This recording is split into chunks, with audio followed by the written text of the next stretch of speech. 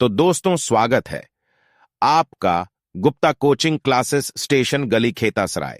शायद गैस की प्रॉब्लम होगी जो शायद हर एक व्यक्ति को होगी। अगर व्यक्ति 30 साल के ऊपर का है तब तो उसे गैस की प्रॉब्लम होनी ही होनी है। हालांकि ये प्रॉब्लम नहीं है, ये तो बस बॉडी का एक नेचुरल प्रोसेस है। इसी गैस के चक्कर में हम तरह तरह की दवाइयां खाना शुरू कर देते हैं। हमारे शरीर में दर्द होता रहता है, सांस लेने में दिक्कत भी हो सकती है और सीने में जलन भी होना शुरू हो जाती है। इसीलिए आज इस गैस के बारे में हम ढंग से जान जाएंगे कि हमारे शरीर में, हमारे पेट में गैस बनता कैसे है, जिससे आज के बाद आप कभी भी इस विषय में मिसलीड ना हो पाओ। देखिए, गैस हमारे पेट में डिफरेंट सोर्सेस से आते हैं, जिसमें से 3 सोर्स हैं। हमारे सांस के द्वारा, पेट में भोजन का एसिड के मिलने के बाद गैस का बनना, और हमारे लार्ज इंटेस्टाइन में बैक्टीरिया के कारण गैस का बनना। चलिए इनके बारे में हम एक एक करके जानना शुरू करते हैं। देखिए, जब हम मुंह से सांस लेते हैं, खास तौर से जब हम पानी पीते हैं, भोजन करते हैं, या जब हम बहुत ज्यादा बोलते हैं, तो हम अपने अंदर गैस को भी इनहेल कर लेते हैं।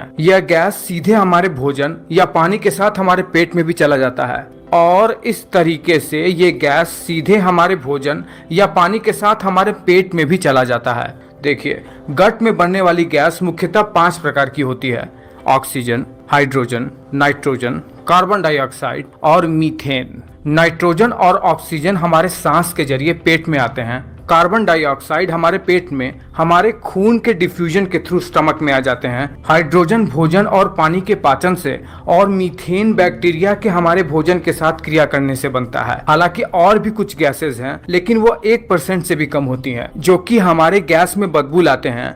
Mainly sulphur rich gases. जब भी हम कोई भोजन खाते हैं तो पहले वो हमारे आमाशय में जाता है, जहां पर वो एसिड से मिलकर फूड का ब्रेक डाउन होना शुरू हो जाता है, और जब ये भोजन छोटे छोटे टुकड़ों में टूट जाते हैं, उसी समय स्टमक गैस भी प्रोड्यूस करने लगता है, जो कि डकार के थ्रू हमारे बॉडी से बाहर निकल जाता है। और अगर डकार के थ्रू ये गैस हमारे बॉडी से बाहर नहीं निकल पाता है तो ये भोजन के साथ ही छोटी आंत में पास हो जाता है। पर स्टमक में बनने वाली गैस बहुत ही स्मॉल अमाउंट में होती है। जैसे ही ये फूड हमारे छोटी आंत में पास होता है, छोटी आंत में बाइल जूस और पैनक्रियाटिक जूस इस भोजन के साथ मिलकर इस भोजन को छोटे छोटे यूनिट्स में तोड़ना शुरू कर देते हैं, जैसे प्रोटीन को अमीनो एसिड में, फैट को फैटी एसिड में। लेकिन जब ये कार्बोहाइड्रेट को पचाने का प्रयास करते हैं तो कार्बोहाइड्रेट के कुछ पार्टिकल्स छोटी आंत में पूरी तरीके से पच नहीं पाते हैं। इसीलिए ये रैपिडली फर्मेंटेबल कार्बोहाइड्रेट वाटर के ड्रैग के साथ ही अब बड़ी आंत में चला जाता है, और बड़ी आंत में जाने के साथ ही हमारे गट में गैस बनने का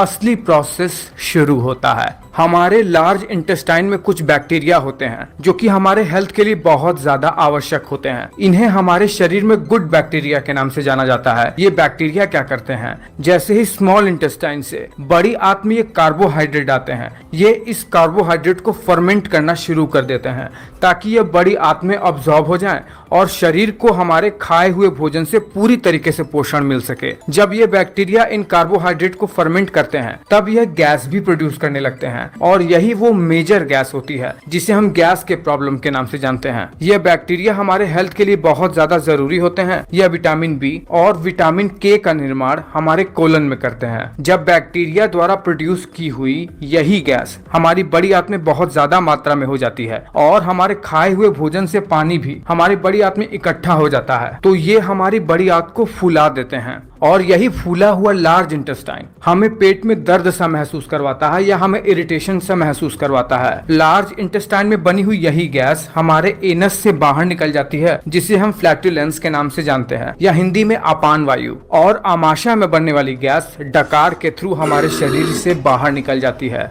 आपको ये वीडियो कैसा लगा?